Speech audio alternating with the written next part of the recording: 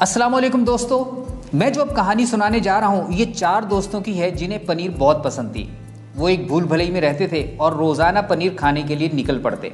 इनमें से दो दोस्त स्क्री और स्नैफ चूहे थे जो पनीर खाने के लिए रोज़ाना मेहनत करते और जहाँ भी मिलती खा लेते, जबकि दीगर दो दोस्त हैम और हॉल इंसान थे और उन्हें ये बहुत बुरा लगता था कि रोज़ाना जाकर पनीर तलाश करें और अपनी चाहत पूरी करें। फिर एक मर्तबा हुआ ये कि उन्हें इसी भूल भुलैया में पनीर का एक ख़जाना मिल गया। वो चारों बहुत खुश हुए।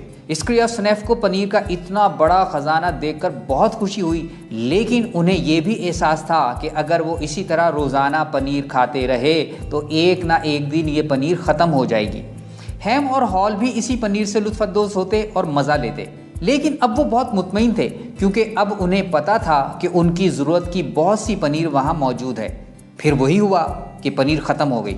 स्क्री और स्नैफ को पहले से इसका अंदाज़ा था, उन्हें इसका अफसोस नहीं हुआ और वो अपने लिए मज़ीद पनीर तलाश करने भूल भुलैया में दोबारा फिरने लगे। इधर हैम और हॉल ज़ख़ीरागाह पहुँचे और उन्होंने पनीर ना देखी तो गुस्सा भी आया और अफसोस भी हुआ। वो सोचने लगे कि यहाँ से इतनी ढेर सारी पनीर कौन ले गया। हैम ये गम लेकर बैठ गया, लेकिन हॉल बोला कि इस पनीर के गायब होने का गम करने से कोई फ़ायदा नहीं, हमें दोबारा भूल भुलैया में निकल कर नई पनीर ढूंढनी होगी। लेकिन हैम को बहुत डर लग रहा था कि उन्होंने यहाँ से निकल कर पनीर तलाश की और पनीर ना मिली तो क्या होगा। इसलिए उसने हॉल को भी मना कर दिया कि कोई ख़तरा लेने की हिमाकत ना करो।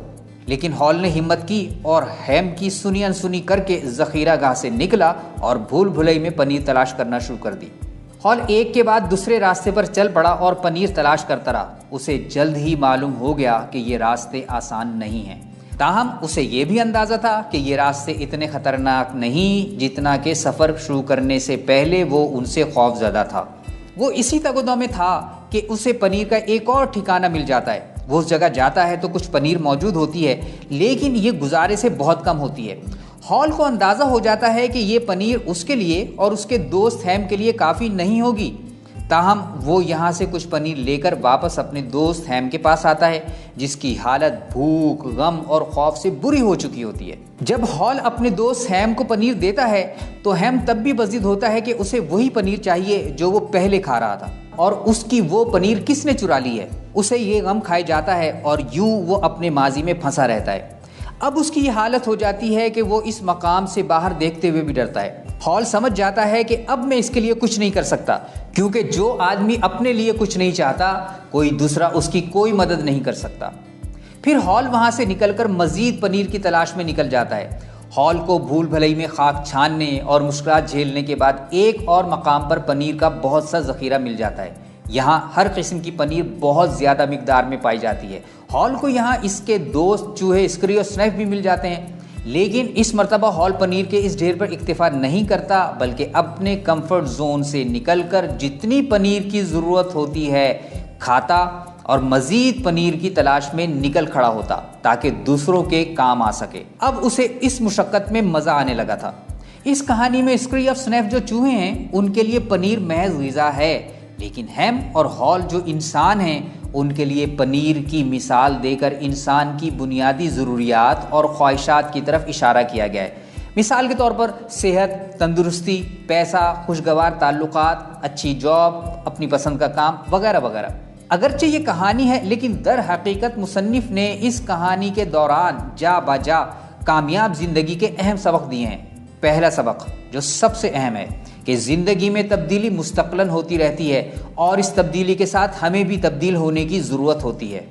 जो लोग फितरत की तब्दीली के साथ नहीं बदलते वो नाकाम रहते हैं।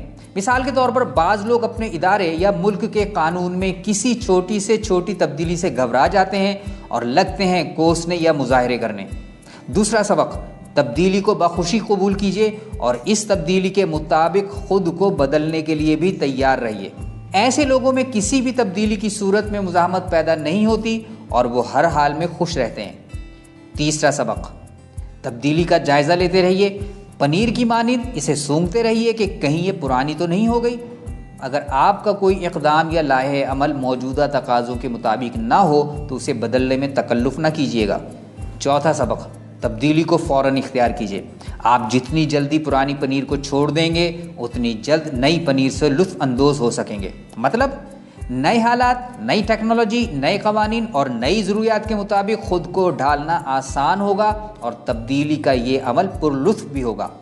वरना तब्दीली का अमल बहुत ही तकलीफ़देह और बेजारकुन होता है। जब कभी तब्दीली लाने में खौफ महसूस हो तो अपने से सवाल करें, अगर मैं इस तब्दीली से ना डरता तो क्या कुछ करता।